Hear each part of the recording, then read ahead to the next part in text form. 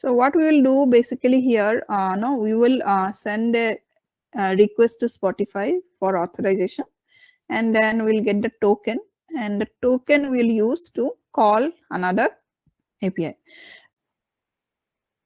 So yeah, so you have to basically log in, okay, create an account, and then you have to go to this Spotify console, okay.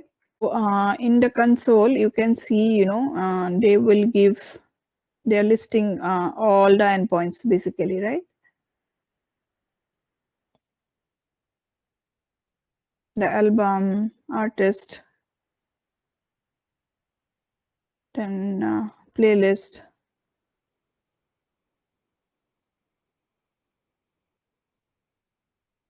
search, like that. Okay, and there is something on the auth also. Let's see the auth part. If you go to web documentation, see, Spotify here also authorization is similar to what we have done in Dropbox, right? If you remember, we used authorization code, right? So see, in auth 2, right, there are different methods, okay. So one is authorization code, which is the most complex one, which we have seen last time when we are actually trying the Dropbox example, right? Basically, from you have to create an app, and then from the app, you just provide your callback URL. So we provided our Postman URL, and then it will send the response in the URL. You have to accept, and then you can actually generate the token. That is one way. So there are actually another options. Okay, I'll show you that. If you see here, the first one, right, authorization code, we have seen. So I will show you the client credential today, right? So this is not via browser, but it is like a basic auth.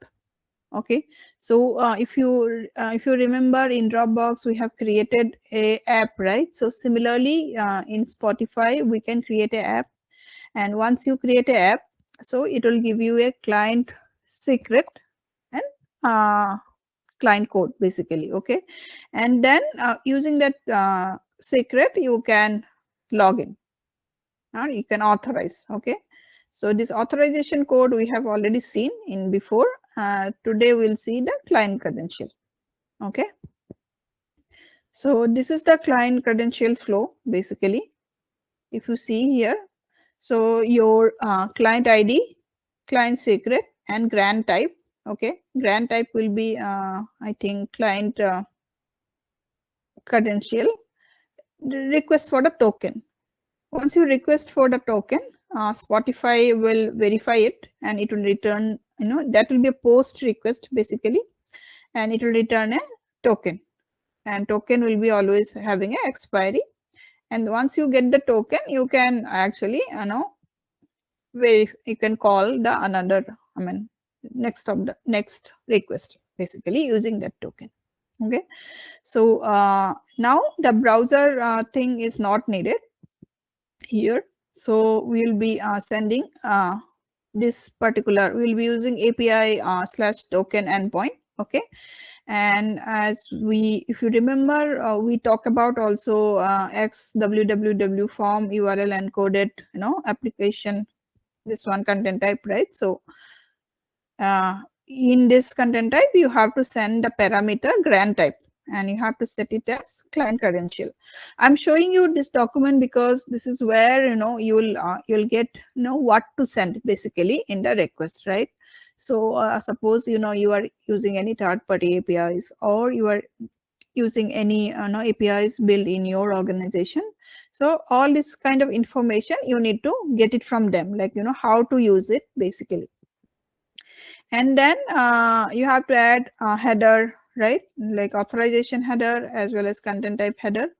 And then when you send your request, you should get something like this return, okay. Let me show you that here. So yeah, I created a URL. Basically, this is the accounts.spotify.com. So in the environment variable, and this is my /API/token. Okay, this is the post request basically. Okay, and in the auth, since this is basic auth, you have to give your client ID and secret. Okay, so once you give the client ID and secret, Postman will automatically add that header in your thing, right? 11 hidden are there, right? So authorization header, Postman will calculate that and then it will add it. And other than authorization, what we have done, we have added this application xwww form URL encoded content type. So in the body, yeah, this is again key value. So give that grant type equal to client credential. Now one important thing here, okay, so since I want to save the token, right, whatever token I'm actually getting it, I want to save that, right? So where exactly I'll be saving it, that access token, right? Access token, I'm saving it in my environment variable. Okay, so that in the next request, I can actually use this token. Okay, so if you come here, right, you can see token, right? Environment variable dot get token. In the pre-request, no, I'm passing it. And yeah, other things, yeah, I'm not actually doing anything here in the auth. Okay, and here in the headers I have added like bearer token, so it should get the token basically, which will be set by the previous request. Particular this is actually this request will give me the new releases. So you have to give the country code and the limit, like how many you want basically. Okay, so query parameters I have added. Okay, so client ID and client secret, you will get it from Spotify. Yeah, so you have to basically create a, I'll show you, wait. Go to dashboard, login first, and you have to create an app. So when you click on the app, you will get like client ID and the secret. Suppose you want to use the base, this one, right? Authorization code option, right? So here you have to give your Postman callback. So in that case, using Postman, you can generate your token. But yeah, that has some limitations, like every time you have to accept it. So we are actually using the other option, like client credential option. So what I have done, I have created a new environment variable. So all my client ID, client secret, token, right? Everything will be there in my environment variable. And URLs also, I am specifying that. Basically, from the Spotify account, you get your client ID, client secret. Those are the two things we need. Create an app and then get those two details and pass it here in the basic auth tab. So it should need client ID and secret basically. So once I construct this API, right? So suppose I want to run these two together, right? I can go to my run collection and run. You can see it got executed. And if I go to console,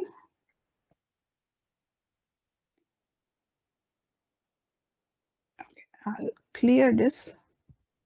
Then okay, so first one is the token request, right? So post request. If you see the request header content type, whatever we have given is there, then it created the auth, right? Auth header. And then in the request body, right, we have sent grant type equal to client credential.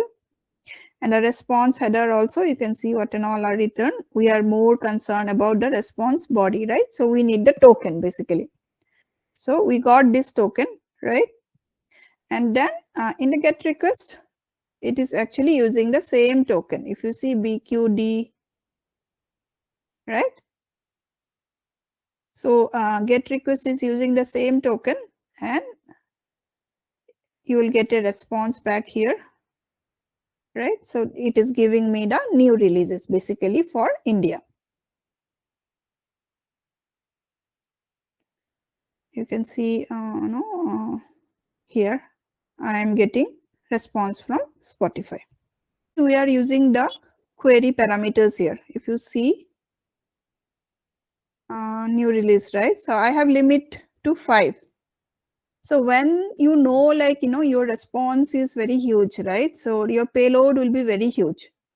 So obviously they will not implement it in a way like it will return all the data. So what they will do, either they will give you some query parameters with which you can get the data, so that you can limit it, like 5 records, 10 records, or the pagination will come into picture, right? So you can give like your number of start page count, next page, like per page how many records you want, and then total how many records you want to fetch, and in per page how many record you want to show, right? So it will be like a you are actually getting the data in chunk instead of querying the everything.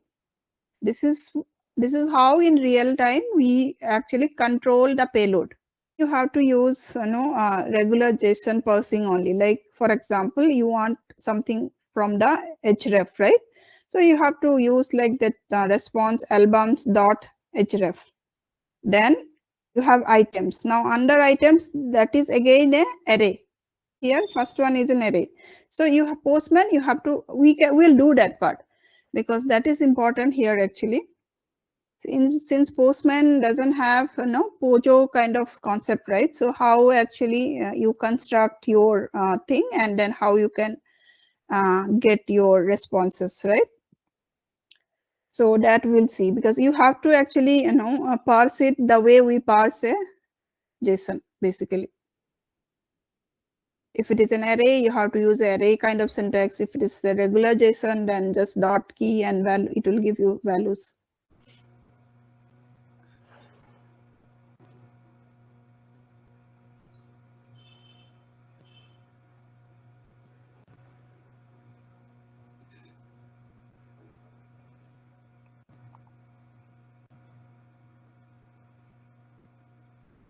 So basically, another thing you need to consider here is like, are you going to request the token every time?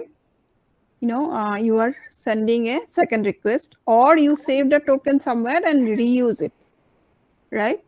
So you can control it programmatically, like, maybe if it has expiry time, you can check for expiry time, and then resend the request.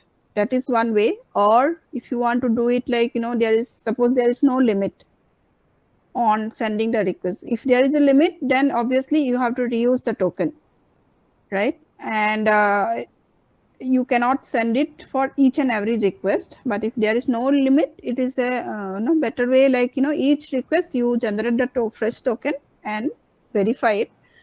But if it is it has problem, then what you can do, maybe set of few requests, like you can execute those few requests within the time token will not expire.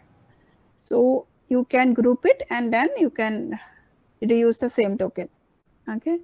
And it is also, I think, possible to send a request from the Postman code itself, right?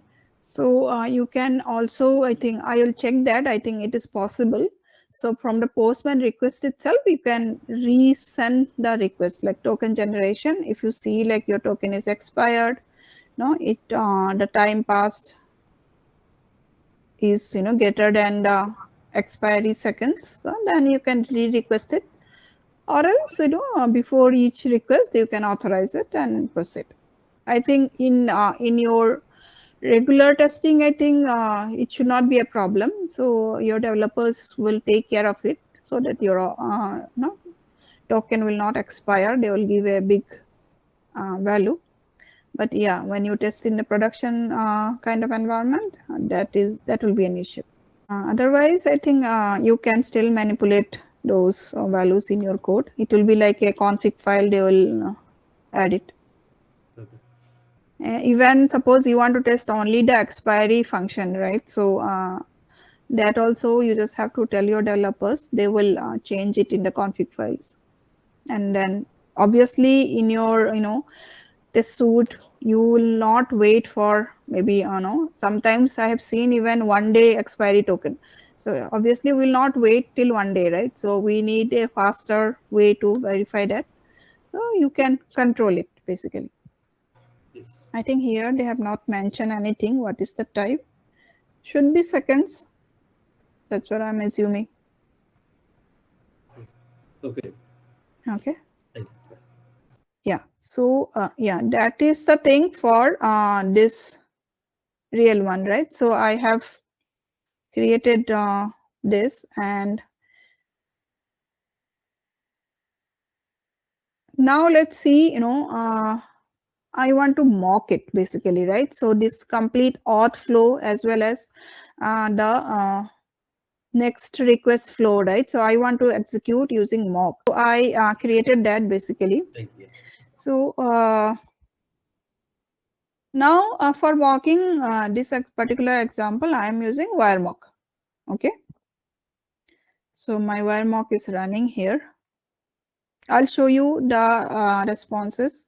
So basically, whatever responses I'm getting here, right, in the valid request, I am saving it and I'm using in my wire mock. So if I go to my wire mock mapping file, okay. So yeah, this is little bit tricky in wire mock. Like, you need to find out like how actually you pass your credentials and all. So first request is API token. Okay. So I need to pass the basic auth credentials basically, right? So I am passing my username, like client secret and all here in the username and password. And body pattern also you have to give, like grant type equal to client credential you have to give. And based on if this is matching, this particular thing is matching, then I am returning a valid token. Now, like since you are mocking, right? So you can actually ignore this auth credentials also. Like, why do we need basically, right? So without that also you can create. But if you want to mimic the exact API, right? So whatever API is coming in real time, right? So we are sending in the real time, like, the first one, right? So this is a real API. So I want to mimic in a similar way in WireMock, or you can use Postman also. Since Postman, it will be very easy, like, right? So you have the example ready, you can save it and you can do it. I'm showing the other approach where, like, you need to construct the response and all. So this is, you need to understand, like, how you can actually create the entire auth flow here. The username, password I have given, body parameters I have given, and the response I am giving the file name. So valid JSON, you can see in my files, valid token. So this is the valid token. Okay. So I have changed the token here, like, some random string I have given. And expiry also you can actually set it as per your wish, like, whatever. So yeah, token type should be same. So that is the scenario for valid. Now suppose I want to run that for invalid condition, right? So what I am doing here, I'm not passing the username and password. Okay, I'm keeping it as blank.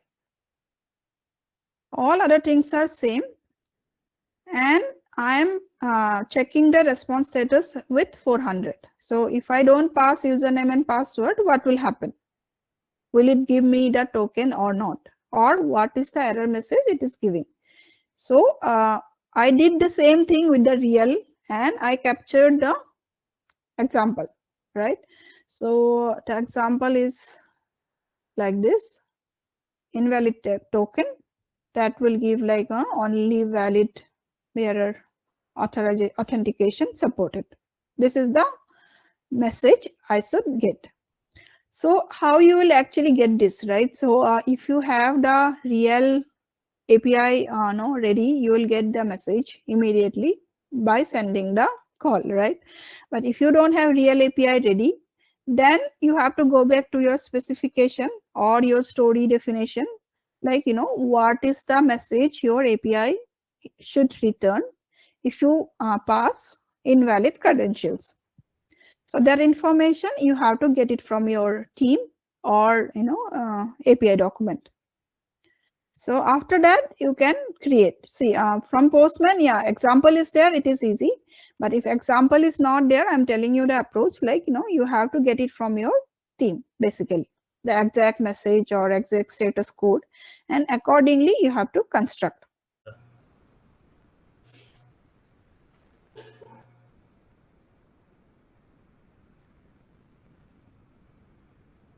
You can see the first one is for my no valid one. This is the response, right? Valid one anyway is clear to you. Okay, let me show you the invalid one, the second one. So what is the request? Method and URL will be same, body parameter will be same, but in the basic auth credentials I am passing like nothing. It's a blank no space. There is no order maintained here, like first should be success, second should be, the way you are comfortable you can create. Only the mapping should be present in this file. But in this way, like it is easy. First one is no success, second one is failure, like that. Okay. But you can create any order. Just this is JSON file, right? So order will not be maintained. So second one also I'll show you.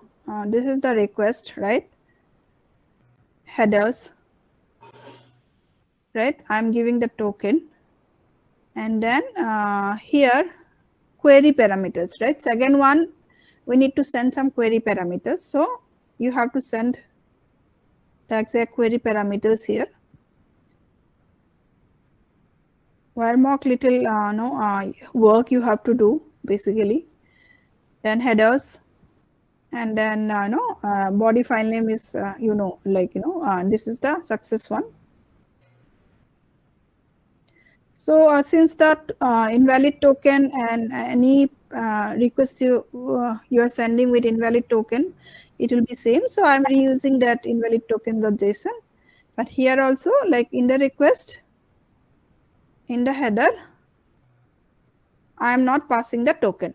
Wiremark is giving us the format, actually, the way we have to send, like our request parameter, the way it is. So there are some common things, right? So request will be having method URLs and all. So this pattern you have to follow. Okay. Otherwise, Wiremark will say like it is not able to recognize this particular pattern. Okay. So you have to follow, but with your own, suppose basic auth credentials, username field, in your case it is something like only user and pass, so you can do that. Then body parameters also, it will be your own thing, like here it is only one, but you may send a body in the body as a pure JSON file. So you have to just go to that Wiremark, I think request body or something, request matching. So here you will get the details. I have given some examples, like how you can actually, different, for example, this one is multi-part pattern, right? So multi-part pattern, how you can send. So accordingly, you have to construct. So yeah. Now I have all this 4 thing defined, right? So you add all your responses here. Mapping is ready. Then if I go here, this is valid one, right? So this should give me a token basically. And if you see here, it is pointing to my local host 8080. Okay. That means it is pointing to my wire mock. If I send this,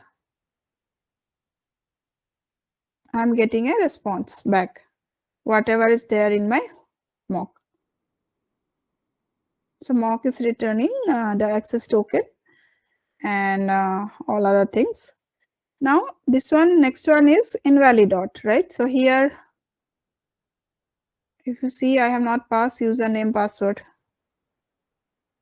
right? So if I send it, it is sending the request as I have saved. Okay. Then this one is a valid one with a mock token. Here again, it will take from that whatever token we have saved. So if you run it, it will give me the response.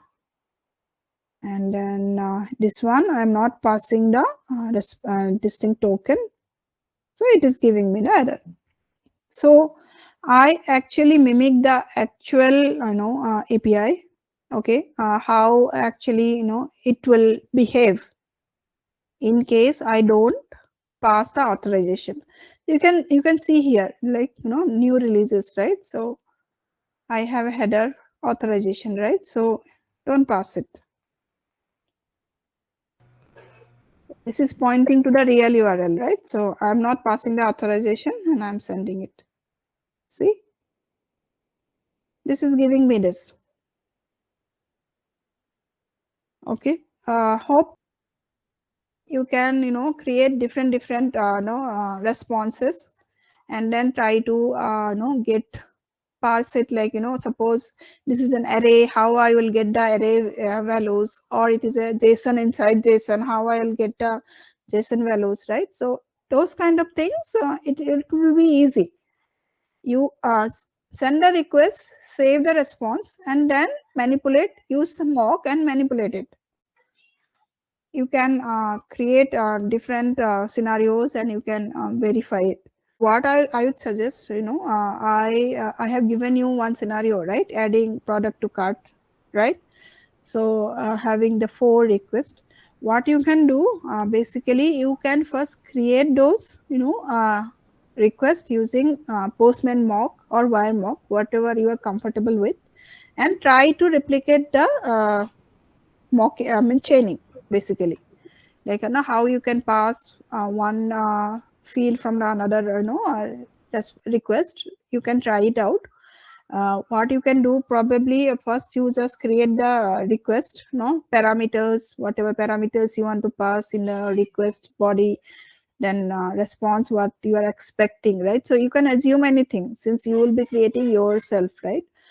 Instead of using something which is already there. So if you create it from scratch, it will be more helpful, like you will understand the entire process fully.